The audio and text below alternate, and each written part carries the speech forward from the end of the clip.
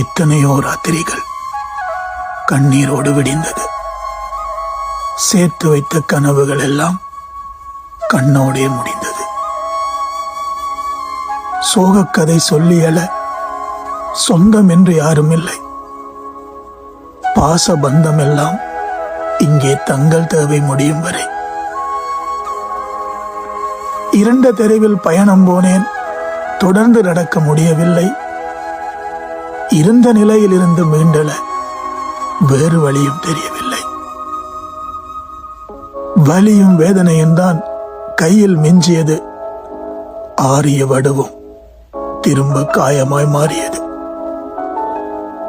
நெஞ்சில் வஞ்சகம் வைத்து எவரோடும் நான் பழகியதில்லை. என் மீது நஞ்சை கக்காத பாம்புகளை நான் இன்னும் பார்க்கவில்லை.